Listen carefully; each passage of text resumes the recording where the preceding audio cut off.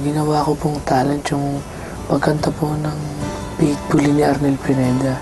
Hindi ko po alam na magugustuhan po ng maraming tao. Kung hindi po dahil sa magulang ko, hindi po ako makakarating dito. Kasi doon po ako kumukuha ng lakas. Kailangan natin magtiwala sa sarili. Huwag tayo mawawala ng pag-asa. Mararating natin ang pangarap natin. Kasama po natin ngayong gabi, Daddy Larry of Jovit. Daddy, naririnig niyo ba po ang Araneta?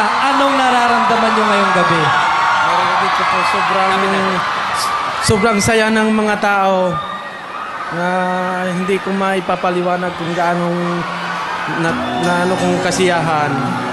Konting mensahe po para sa anak niyong si Jovit po. Jovit, alam mong kaya mo yan. Alam mong kayang yung ginagawa kung Quiet anong po, pinapakita konting katahimikan lang po. galing. Alam ko nang hindi ko maipaliwanag talaga dahil ako excited ka nga. Okay. Well, excited din po kami makita to. Kung sikat ka, ito ang sinasabi nila, marami rin ang susubukan, siraan ka, di ba? Pero kailangan lang matibay ka. Yan ang mga isa sa natutunan niya from this competition. That is right. Show my vendor to a nationwide phenomenon. We have all been waiting for him. Araneta Coliseum, please welcome Jovit!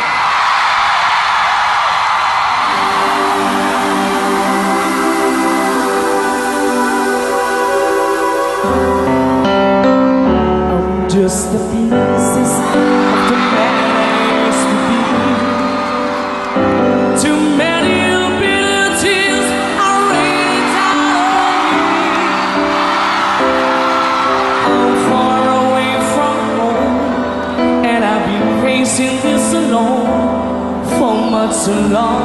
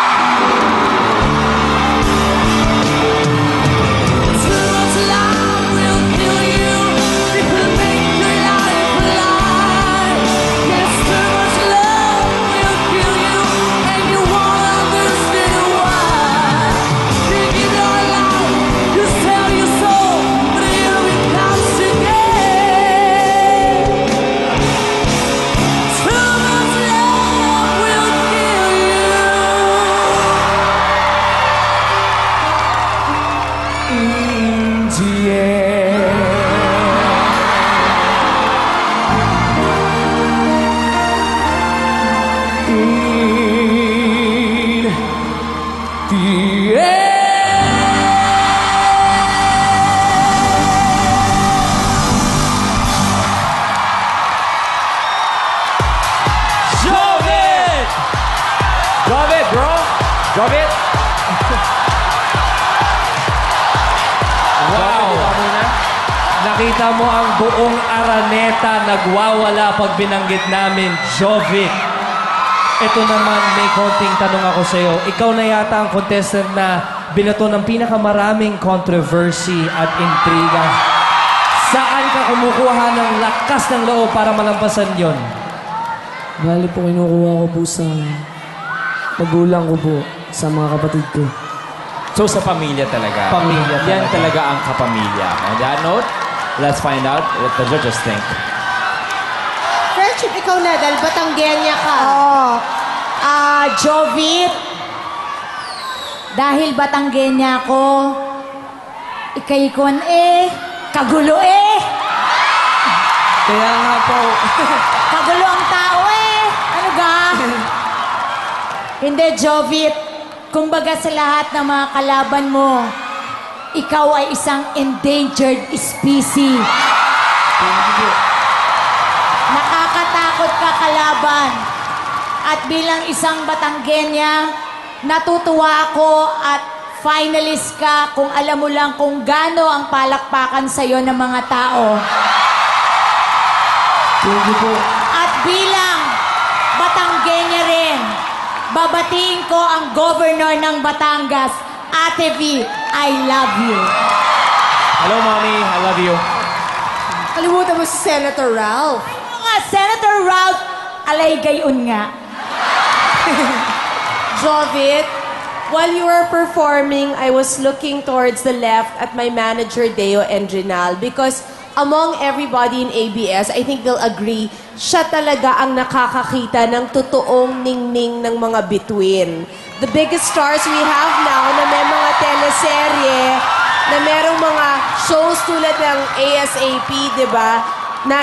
At si Deo talaga, dinadama naman ng praise sa kanya. Okay.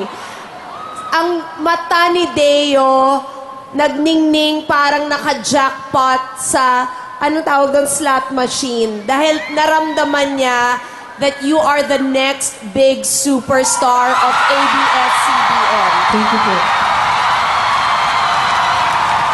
Sir FMG.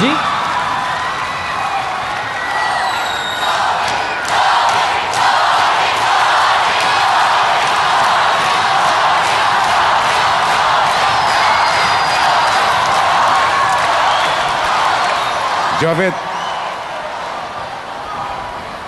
lahat ng sinabi ng dalawang kasama ko dito ay totoo. You're really unbelievably very good. Hindi ko alam kung saan nanggagaling ang boses mo dahil ang liit-liit mo eh. But yung clarity ng song mo, the choice of song, and the way you sang it, you were really spectacular.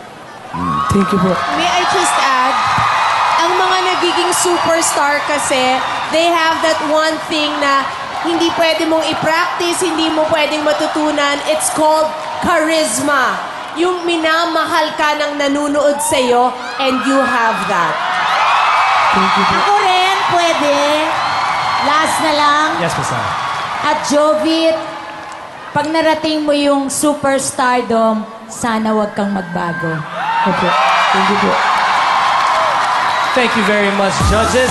Sa lahat ng Jovenatics dyan, alam ko kabisado niya na to, but just the same goes for everyone. Ito ang dapat tandaan. If you want to vote for Jovit, it's PGT space Jovit. I'll repeat. That's PGT space Jovit. Jovit. Jovit, thank you very much, bro. Good luck sa iyo, Jovit, and see you tomorrow.